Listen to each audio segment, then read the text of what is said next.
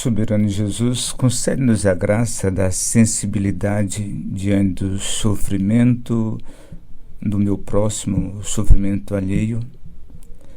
Amém e amém. Amigos, estamos de volta a Jó. Vamos considerar agora o capítulo de número 11. Nesse capítulo, nós vamos dar a ele o seguinte título: Zofar, ortodoxia dura, misericórdia zero.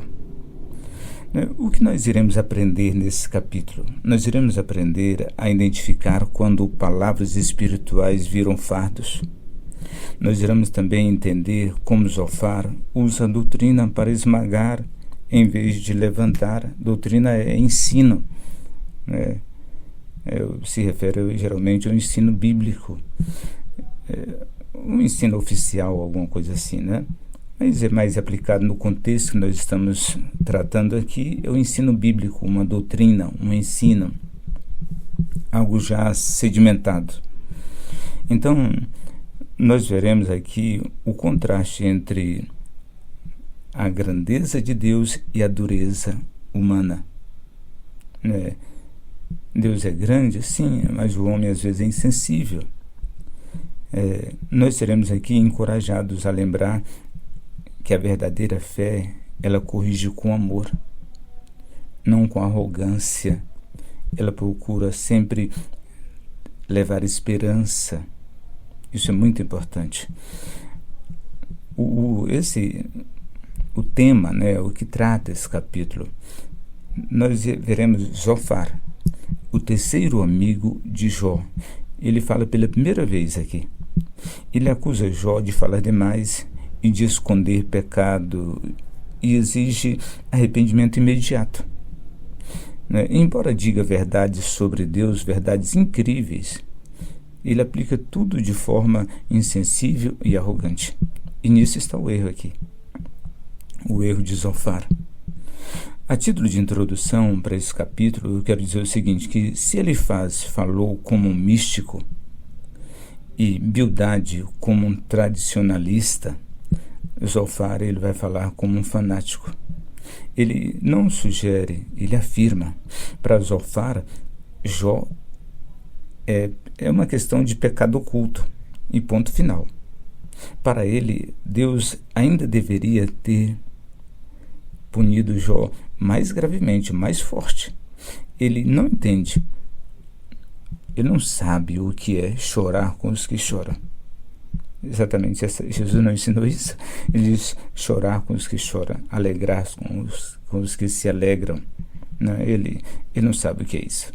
Então, vamos considerar agora os primeiros 6 versículos. Nesse texto, a acusação, Jó é acusado de falar muito e de ter um pecado oculto.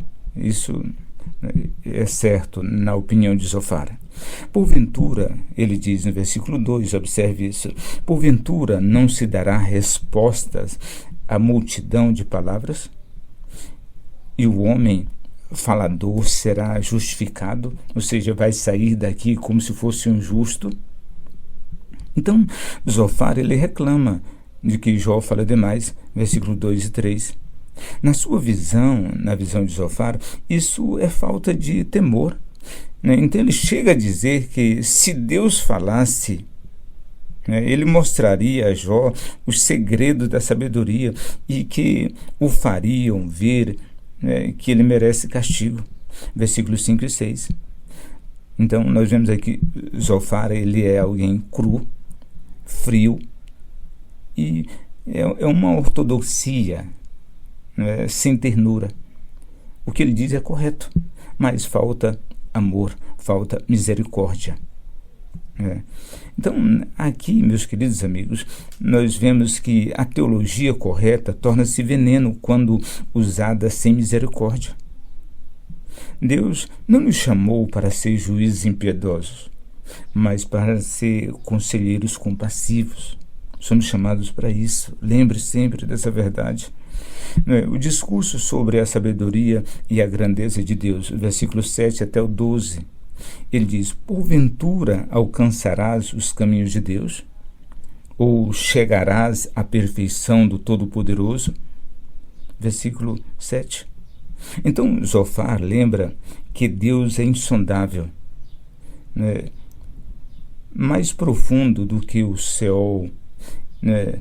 Mais alto do que os céus. Ele diz algo correto. O homem nasce, né, como um jumento selvagem, versículo 12, ou seja, com inclinação para o pecado. Né? A Escritura diz exatamente que o homem é inclinado para o pecado, está correto o que ele está dizendo, mas ele ignora o contexto, né, que Deus, que Jó, nesse caso aqui específico, ele é justo, inocente nesse sofrimento. Né? Então é isso que ele mostra. O erro de Zofar é justamente isso, de não analisar e não ter a capacidade, ninguém tem a capacidade de analisar todas as nuances de uma situação específica. É sempre parcial o nosso julgamento. Então, falar da grandeza de Deus é certo, mas usar isso para esmagar o aflito, isso é muito perverso. Observe agora, em terceiro lugar, a promessa condicional de restauração. Versículo 13 até o 20. Se tu preparares o coração e estenderes as mãos para ele, Zofar está dizendo a Jó. Versículo 13. Então Zofar conclui com uma promessa. Se Jó se arrependesse, esquecer o pecado, limpar as mãos, então ele terá descanso, esperança e repouso. Versículo 13 até o 18. Caso contrário, os olhos dos ímpios falharão. Versículo 20. Tudo está correto aqui, tudo que ele disse é verdade, mas mal aplicado. Jó não está escondendo pecado algum. Não há pecado oculto em Jó. Nós sabemos, nós estamos vendo a história, nós estamos vendo os bastidores da história. Jó não tem conhecimento de nada do que está acontecendo, só do seu sofrimento, só da sua dor. E os amigos de Jó tampouco, também não tem nada sobre isso. Então, é fácil, meus queridos amigos, fazer promessas condicionais quando não se entende a dor alheia. A misericórdia sempre precede a exortação, vem antes da exortação. Antes de exortar, antes de abrir a boca para falar a alguém, seja misericordioso. É isso. Então, uma reflexão teológica sobre esse texto é o seguinte. Por exemplo, o João Calvino escreveu sobre o livro de Jó, um dos comentários mais fabulosos sobre o livro de Jó. Ele diz que Zofar é exemplo de verdade sem caridade, sem amor, um juiz sem compaixão. Matthew Henry, ele diz o seguinte: doutrina certa, coração errado. Esta é a ruína de muitos conselheiros, diz Matthew Henry. Thomas Watson, um teólogo do século XVII, ele diz o seguinte, que a sabedoria sem ternura é uma espada nua. Ela fere o justo em nome da justiça. E R.C. Sproul, ele diz, falar de Deus exige temor e amor pelo próximo. Vou repetir, falar de Deus, proclamar a palavra de Deus exige temor. E ele acrescenta, e amor ao próximo.